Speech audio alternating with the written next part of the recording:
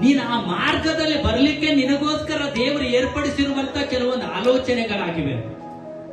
Hallelujah. ಆದ್ರೆ ಅದನ್ನೇ ಹಿಡ್ಕೊಂಡು ಕುಂಡ್ರಾಕಲ್ರಿ. ಅವ್ರು ಅದಕ್ಕೊಂದು ಉದಾಹರಣೆ ಹೇಳಿದ್ರಿ. ಏನಂದ್ರೆ ಹೈವೇ ರೋಡ್ ಅಲ್ಲಿ ಹೋಗ್ಬೇಕಾದ್ರೆ ಅಥವಾ ನಾವೆಲ್ಲೇ ಹೋಗ್ತಾ ಇದ್ರು ಹೋಗ್ಬೇಕಾದ್ರೆ ಫಲಕಗಳನ್ನ ಹಚ್ಚಿರ್ತಾರೆ. ಹೌದ್ರಿ? ಇದು ಈ ಊರು, ಇದು ಈ ಊರಿಗೆ ಹೋಗುವಂತ ರೋಡು, ಬೆಂಗಳೂರು ಇಷ್ಟು ಕಿಲೋಮೀಟರ್, ಬಾಗಲಕೋಟೆ ಇಷ್ಟು ಕಿಲೋಮೀಟರ್ ಅಂತ ಹೇಳಿ ನಮಗೆ ದಾರಿ ತೋರಿಸ್ಲಿಕ್ಕೆ ಫಲಕಗಳನ್ನ ಇಟ್ಟಿರ್ತಾರೆ. ಹೌದಾ? ನಾವು ಅನೇಕರು ಏನ್ ಮಾಡ್ತಾ ಇದೀವಂತ್ರಿ, ಆ ಫಲಕನೇ ಹಿಡ್ಕೊಂಡು ಜೋತ್ ಬಿದ್ದಿದ್ದೀವಂತ್ರಿ. ಇದೇ ಬೆಂಗಳೂರು, ಇದೇ ಬಾಗಲಕೋಟೆ, ಇದೇ ಹುಬ್ಬಳ್ಳಿ, ಇದೇ ಧಾರವಾಡ ಅಂತ ಹೇಳಿ. ಆದ್ರೆ ಬೆಂಗಳೂರು ಮುಂದೈತ್ರಿ. ಸುಮ್ನೆ ತೋರ್ಸಾಕ್ ಅಷ್ಟೇ ಆದ ನಿನಗ ಮಾರ್ಕ್ ಹಾಕಿ ಕೊಟ್ಟಾರ ಅಷ್ಟೇ. ಏನು ನಿನಗಾಗಿರೋ ಅದ್ಭುತ, ನಿನಗೊಂದು ದೆವ್ವ ಬಿಟ್ಟು ಹೋಯ್ತು, ನೀನೊಂದು ನಷ್ಟದಲ್ಲಿದ್ದಿ, ನಷ್ಟ ಲಾಭವಾಗಿ ಮಾರ್ಪಟ್ಟಿತ್ತು, ನಿನಗೂ ಸಮಾಧಾನ ಇದ್ದಿರ್ಕಿಲ್ಲ, ಸಮಾಧಾನ ಬಂತು, ನಿನಗೊಂದು ಆರೋಗ್ಯ ಇದ್ದಿರ್ಕಿಲ್ಲ, ಆರೋಗ್ಯ ಬಂತು. ಅದು ನಿನಗೊಂದು ದಾರಿ ತೋರಿಸ್ತಾ ಇದೆ ಅಷ್ಟೇ. ನೀನ್ ಇನ್ನು ಬೆಂಗಳೂರಿಗೆ ಹೋಗ್ಬೇಕಂದ್ರೆ ದೂರ ಪ್ರಯಾಣ ಮಾಡ್ಬೇಕು. ಇಲ್ಲೇ ಈ ಬೋರ್ಡ್ ಅನ್ನೇ ಹಿಡ್ಕೊಂಡು ಜೋತಾ ಬಿದ್ರೆ ಅಲ್ಲೇ ಇರ್ತೀವಿ ಹೊರತು ಮುಂದಗಡೆ ಅಂತೂ ಹೋಗಕ್ ಆಗೋದಿಲ್ಲ. ಅನೇಕರು ಇವತ್ತು ಹಂಗೆ ನಾವು ಅದ್ಭುತಕ್ಕಾಗಿ, ಆಶೀರ್ವಾದಕ್ಕಾಗಿ, ಬಿಡುಗಡೆಗಳಿಗಾಗಿ ನಾವು ಜೀವಿಸ್ತಾ ಇರುವುದಾದ್ರೆ ಪರಲೋಕದ ಮಾರ್ಗ ಇನ್ನೂ ಇಕ್ಕಟ್ಟಿದೆ, ಬಿಕ್ಕಟ್ಟಿದೆ, ಬಹಳ ಚಿಕ್ಕದಾಗಿದೆ. ಅದ್ರ ಒಳಗಡೆ ಹೋಗ್ಲಿಕ್ಕೆ ಹೆಣಗಾಡುವಂತವರು ಸ್ವಲ್ಪ ಜನ ಅಂತೇಳಿ ಆ ಅಲ್ಪ ಸ್ವಲ್ಪ ಜನ ನಾವು ಆಗಿರೋದು. ಹಲ್ಲೆಲೂಯಾ. ನಾವು ಆಗಿದ್ರು ಕೂಡ ಇವತ್ತು ನಾವು ದೇವರಿಗೆ ಏನ್ ಮಾಡ್ತಾ ಇಲ್ಲ, ಸರಿಯಾದ ಕಾರ್ಯಗಳನ್ನ ಮಾಡಿ ದೇವರನ್ನ ಮಹಿಮೆ ಪಡಿಸ್ತಾ ಇಲ್ಲ. ಇಲ್ಲಿ ಅಬ್ರಹಾಮನು ತನ್ನ ಪ್ರೀತಿಯ ಕುಮಾರನನ್ನ, ಹಲ್ಲೆಲೂಯಾ, 100 ವರ್ಷಕ್ಕೆ ಮಗನ್ನು ಕೊಟ್ಟಾರ ದೇವರು. ಎಷ್ಟು ವರ್ಷಕ್ರಿ? 100 ವರ್ಷಕ್ಕೆ ಕೊಟ್ಟಿದ್ದಾರ್ರಿ. ಅವನನ್ನ ತಂದು ಯಜ್ಞ ಮಾಡ ಅಂತ ಕೇಳ್ತಾ ಇದ್ದಾರೆ. ಹೆಂಗಾಗಿರ್ಬೇಕ್ರಿ ಅಬ್ರಹಾಮಗ? 100 ವರ್ಷದ ನಂತರ ದೇವ್ರೇ ಬಟ್ಟೆ ಯಾಕ ಕೇಳ್ತಿ ಯಾಕಂತ ಹೇಳಿ ಅನ್ಕೊಂಡಿರ್ಬೋದು. ಆದ್ರೂ ಅದು ಯಾವುದನ್ನು ಯೋಚನೆ ಮಾಡದೆ ಬೆಟ್ಟ ಹತ್ಲಿಕ್ಕೆ ಯೋಚನೆ ಮಾಡ. ಆಮೇನ್. ಕಾರಣ ಏನ್ ಗೊತ್ತೇ? ಇದರ ಅರ್ಥ ಏನಂದ್ರೆ, ನೀನು ಯೇಸುವನ್ನ ಬಿಟ್ಟು ಯಾವುದನ್ನ ಹೆಚ್ಚು ಪ್ರೀತಿಸ್ತಾ ಇದೆಯೋ ಅದನ್ನು ಯೇಸುವಿಗೋಸ್ಕರ ಬಿಟ್ಟು ಯೇಸುವನ್ನ ಹೆಚ್ಚಾಗಿ ಪ್ರೀತಿಸು. ಅದಕ್ಕೋಸ್ಕರನೇ ನಿನಗೆ ಪರಿಶೋಧನೆ. ಇವನ್ ನಿಂತ್ಕೊಳ್ತಾನ ಇಲ್ವಾ, ಬರ್ತಾನ ಇಲ್ವಾ, ಬರ್ತಾಳ ಇಲ್ವಾ. ಆದ್ರೆ ಅಬ್ರಹಾಮನು ಯಾವುದನ್ನು ಯೋಚನೆ ಮಾಡ್ಕೊಳ್ಳಿಲ್ಲ. ಯಾಕೆಂದ್ರೆ ಅವನು ವಾಗ್ದಾನ ಹಿಡಿದುಕೊಂಡಿದ್ದ. ಹಲ್ಲೆಲೂಯಾ. ಏನ್ ವಾಗ್ದಾನ? ದೇವ್ರು ಏನ್ ಹೇಳಿದ್ರು ಅಬ್ರಹಾಮನಿಗೆ ವಾಗ್ದಾನ? ಹೊರಗಡೆ ಇರ್ತಾನೆ, ಗುಡಾರದಿಂದ ಹೊರಗೆ ಕರ್ತ ಏನ್ ಮಾಡ್ತಾನೆ ದೇವ್ರು? ಆಕಾಶವನ್ನ ನೋಡಂತ ಹೇಳ್ತಾನೆ. ಹಲ್ಲೆಲೂಯಾ. ಇವತ್ತು ನೀವು ಒಳಗಡೆನೆ ಕುಂತ್ಕೊಳ್ತಾ ಇದ್ದೀರಾ, ಹೊರಗಡೆ ಬನ್ರಿ. ಸ್ವಲ್ಪ ಲೌಕಿಕವಾಗಿರುವಂತದ್ರ ಒಳಗಡೆನೆ ಹೋಗ್ಕೊಂಡು ಕುಂಡ್ರಬೇಡ್ರಿ. ಆತ್ಮಿಕವಾಗಿರುವಂತದನ್ನ ನೋಡುವುದಕ್ಕಾಗಿ ಸ್ವಲ್ಪ ಹೊರಗೆ ಬನ್ರಿ. ನೀವು ಎಲ್ಲಿವರೆಗೂ ಲೌಕಿಕವಾಗಿರ್ತಿರೋ ಬರೀ ಕತ್ಲೇನೆ. ಆದ್ರೆ ಆತ್ಮಿಕವಾಗಿ ನೀವು ಬದಲಾಗುವಾಗ ನಕ್ಷತ್ರಗಳು ದೇವರು ನಿಮಗೆ ಕಾಣಿಸ್ತಾರೆ. ಹಲ್ಲೆಲೂಯಾ. ಅಲ್ಲಿ ಅಬ್ರಹಾಮನಿಗೆ ಅವುಗಳನ್ನು ತೋರಿಸಿ ಹೇಳ್ತಾ ಇದ್ದಾರೆ, ಅಷ್ಟು ನಿನ್ನ ಸಂತತಿ ಆಗುವುದು. ಸಮುದ್ರದ ತೀರಕ್ಕೆ ಕರ್ಕೊಂಡು ಹೋಗ್ತಾರೆ. ಸಮುದ್ರದ ಮರಳನ್ನ ನಿನ್ನ ಕೈಯಿಂದ ಆದ್ರೆ ಲೆಕ್ಕ ಮಾಡ್ಲಿಕ್ಕೆ ಆದ್ರೆ ಲೆಕ್ಕ ಮಾಡ ಅಂತ ಹೇಳ್ತಾರೆ.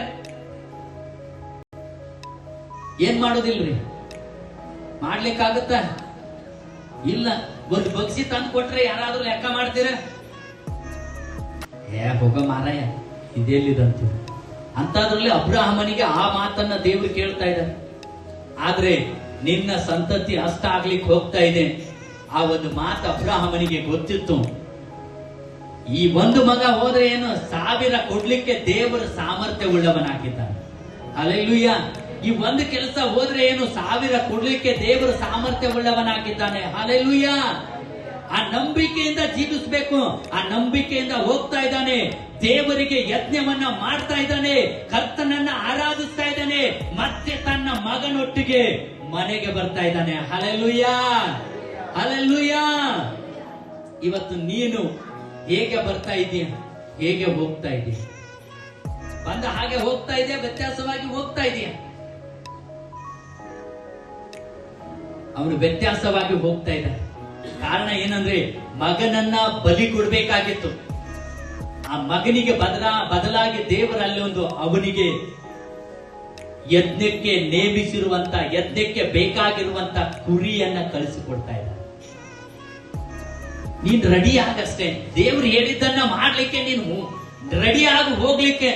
ಆದ್ರೆ ಕರ್ತನು ನಿನಗೋಸ್ಕರ ಅತ್ಯಧಿಕವಾದ ಬಹುಮಾನವನ್ನ ಕೊಡ್ಲಿಕ್ಕೆ ಆತನು ಶಕ್ತನಾಗಿದ್ದಾನೆ. Hallelujah, hallelujah. ಅದಕ್ಕೆ ನೋಡ್ರಿ, ಆತನು ಏನ್ ಮಾಡ್ತಾ ಇದ್ದಾನೆ, ತೆಗೆದುಕೊಂಡು ಹೋಗಿ ಕರ್ತನಿಗೆ ತನ್ನ ಮಗನನ್ನು ಕೂಡ ಸಮರ್ಪಣೆ ಮಾಡ್ಲಿಕ್ಕೆ ಅವನು ಹಿಂತೆಗೆಯಲಿಲ್ಲ. ಇವತ್ತು ಎಲ್ಲಿವರೆಗೂ ಲೋಕದ ಆಸೆ ಆಕಾಂಕ್ಷೆಗಳನ್ನ ಬಿಡೋದಿಲ್ವೋ ಅಲ್ಲಿವರೆಗೂ ನನ್ನ ನಿನ್ನ ಆಶೀರ್ವಾದಗಳು ನಾವು ಹೊಂದ್ಕೊಳ್ಳಿಕ್ಕೆ ಆಗೋದಿಲ್ಲ. ನಾವು ಎಷ್ಟೋ ಜನ ಇವತ್ತು ಅಬ್ರಾಹಮನ ಕುರಿತಾಗಿ ನೋಡ್ಬೇಕಂದ್ರೆ ನಾವು ಓದುವಾಗೆಲ್ಲ ನಮಗೆ ಬಹಳ ಸಂತೋಷ ಆಗ್ತೈತ್ರಿ. ಸತ್ಯವೇದದಲ್ಲಿ ನೋಡಿ ನೀವು, ಎಲ್ಲರಿಗೂ ಮಕ್ಕಳಾದ ನಂತರ 8ನೇ ದಿನಕ್ಕೆ ತೆಗೆದುಕೊಂಡು ಹೋಗಿ ಸಭೆಯಲ್ಲಿ ಆ ಮಗುವನ್ನ ಪ್ರತಿಷ್ಠಿಸಿ ಪ್ರಾರ್ಥನೆ ಮಾಡಿದ್ದಾರೆ. ನಮ್ಮವ್ರು 6 ತಿಂಗಳ 1 ವರ್ಷ ಆ ಮಗು ಎದ್ದು ನಡೆದಾಡ್ಬೇಕ್ರಿ. ಮತ್ ಬರ್ತಡೇಗೂ ಮನೆಗೆ ಕಳಿಸ್ತಾರೆ ಪಾಸ್ಟರ್. ಸಭೆಗಂತೂ ಮಕ್ಕಳು ಕರ್ಕೊಂಬರ ಸಣ್ಣದೈತ್ರಿ, ಇನ್ನು ಸಣ್ಣದೈತ್ರಿ, ಇನ್ನು ಸಣ್ಣದೈತ್ರಿ, ಸಣ್ಣದೈತ್ರಿ.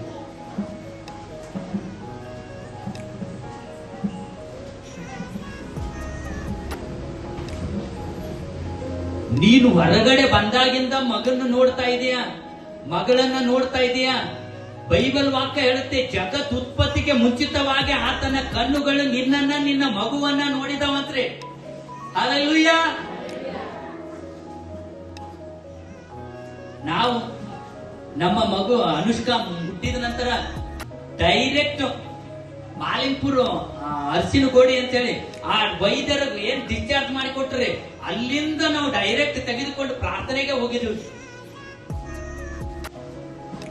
ಕಾರಣ ಏನಂದ್ರೆ ಬೈಬಲ್ ವಾಕ್ಯ ಹೇಳುತ್ತೆ, ದೇವರ ಮಕ್ಕಳನ್ನ ದೇವರ ಸಭೆಗೆ ಕರೆದುಕೊಂಡು ಬರುವಾಗ ವಾಕ್ಯ ಹೀಗೆ ಹೇಳುತ್ತೆ, ದೇವಾಲಯದಲ್ಲಿ ಸಂಪಾಗಿ ಬೆಳೆದಂತ ಎಣ್ಣೆ ಮರದ ಸಸಿಗಳಂತೆ ನಿನ್ನ ಮಕ್ಕಳು ಬೆಳಿತಾರಂತ ಹೇಳಿ.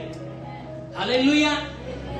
ಮಕ್ಕಳನ್ನ ಮನೆಯಲ್ಲಿ ಬಿಟ್ಟು ಬಂದು, ಮಕ್ಕಳನ್ನ ಏನೇನೋ ಮಾಡಕ್ ಬಿಟ್ಟು ಬಂದು ಸಭೆಗೆ ಬರ್ತಾ ಇರೋದಾದ್ರೆ ನಿನ್ನ ಮಕ್ಕಳು ಎಣ್ಣೆ ಮರದ ಸಸಿಯಂತೆ ಅವರು ಬೆಳೆಯೋದಿಲ್ಲ, ಕಾಡು ಮರದಂತೆ ಅವರು ಬೆಳೆದು ನಿಂತ್ಕೊಳ್ತಾರೆ, ಎತ್ತಬೇಕಾದ. ಅದಕ್ಕೆ ಯೋಚನೆ ಮಾಡ್ರಿ, ಅಬ್ರಹಾಮನು ತನ್ನ ಪ್ರೀತಿಯ ಕುಮಾರನನ್ನ 100 ವರ್ಷದ ನಂತರ ದೇವರು ಕೊಟ್ಟಾರ ಮಗನ್ನ ತಗೊಂಡು ಏನ್ ಮಾಡ್ತಾ ಇದ್ದಾನೆ, ಮೋರಿಯಾ ಬೆಟ್ಟಕ್ಕೆ ಕರೆದುಕೊಂಡು ಹೋಗಿ ಯಜ್ಞವನ್ನ, ಅಂದ್ರೆ ದೇವರನ್ನ ಮಹಿಮೆ ಪಡಿಸುವುದೇ ಆತನ ಉದ್ದೇಶ. ಹಲ್ಲೆಲೂಯಾ. ಅಬ್ರಹಾಮನು ಅಂತ ಪರಿಸ್ಥಿತಿಯಲ್ಲಿ ದೇವರನ್ನ ಬಿಟ್ಟುಕೊಡ್ಲಿಲ್ಲ.